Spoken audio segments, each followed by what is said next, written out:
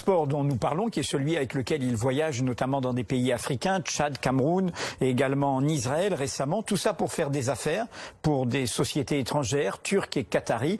17 CD 09 254, exactement 17 CD 09 254 est un passeport qui lui a été délivré ou renouvelé le 17 mai 2018, le 24 mai 2018, pardon, et qui court jusqu'au 19 septembre 2022.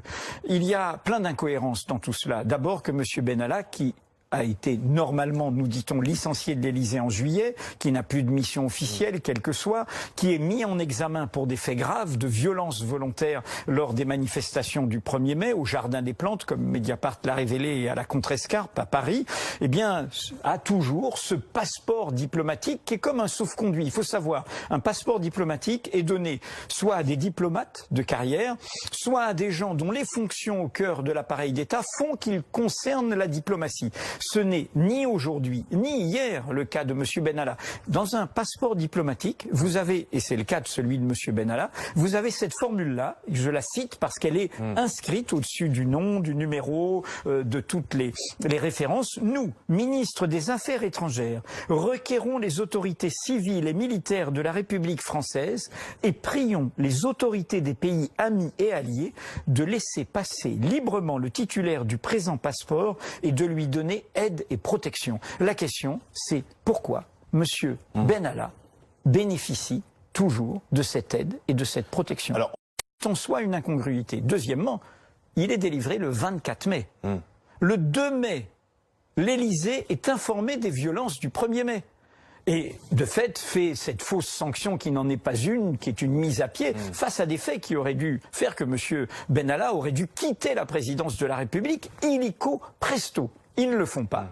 Ils font cette petite mise à pied, mais malgré la gravité de ces faits, ils lui délivrent. Mais ce sauf-conduit qui veut dire que vous n'êtes pas contrôlé, que vous pouvez passer la douane. Et je dis ça dans un contexte quand même curieux. Un jeune homme de 27 ans aujourd'hui, qui se retrouvait dans une courte période au cœur de l'appareil d'État, aujourd'hui trône dans tout Paris et dans beaucoup de pays étrangers comme un homme d'affaires qui a beaucoup de moyens, qui voyage en jet privé, qui va à Londres voir une autre personne recherchée par la justice, c'est l'affaire Sarkozy, monsieur Alexandre Djouri, et il a tous ces moyens.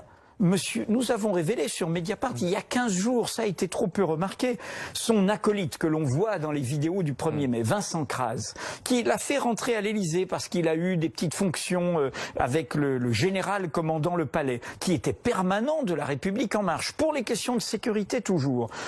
Eh bien, ce Vincent Kras, en juin dernier, alors que M. Benalla est en genre à l'Élysée, reçoit près de 300 000 € sur une société de sécurité privée d'un oligarque russe proche de M. Poutine, mais dont beaucoup de services disent qu'il est assez lié à certains milieux mafieux, près de 300 000 €. Et nous révélons qu'une partie de cet argent a transité sur le compte d'une société de sécurité avec lequel M. Benalla a lui-même été en lien dans les années précédentes.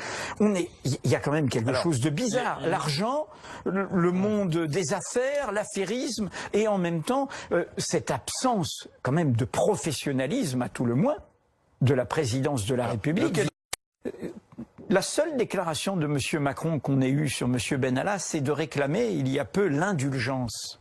L'indulgence pour quelqu'un qui se comporte, excusez du peu, comme un nervi dans un régime autoritaire. Bon, il y a une violence légitime de l'État qu'on peut trouver parfois excessive, qui autorise de frapper. L'affaire n'est pas jugée, il est mis en examen. Mais enfin, les faits sont là. Moi, je l'ai écrit et je continue à le dire. On ne frappe pas un opposant politique parce qu'on est le collaborateur du président de la République. Et donc, ces faits, au moins moralement, en termes de vertu républicaine, auraient dû être condamnés. Pas une phrase de condamnation, on demande l'indulgence. Alors qu'il n'y a pas d'indulgence, je rappelle, les comparutions immédiates sur des jeunes qui manifestent, sur des lycéens, etc.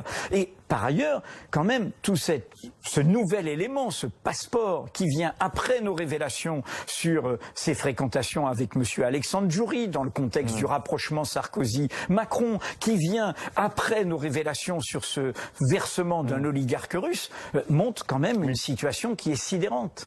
On dit, tiens, c'est curieux, alors que M. Macron va au Tchad juste pour une nuit, eh bien, voir les militaires français de l'opération Barkhane, eh bien, qui est passé juste avant, qui a vu, et finalement, il dit qu'il n'a pas seulement vu le frère du président, mais le président lui-même, et nous révélons qu'il l'a fait pour des sociétés qataries et turques. Il a le droit de se déplacer, il a le droit aussi d'avoir une autre vie professionnelle. D'ailleurs, son avocate, Maître Lafont, qui est avec moi hier soir, disait, mais il faut lui fiche la paix à Alexandre Benalla. Oui, mais il n'a pas le droit, à mon avis, de se déplacer avec un passeport diplomatique français, dans la mesure où il n'est ni diplomate, ni de fonction officielle. Et par ailleurs, nous avons le droit de nous interroger face à l'indulgence de la présidente de la République à son égard sur ces coïncidences. Quand toute la presse dit, par exemple, que M. Sarkozy et M.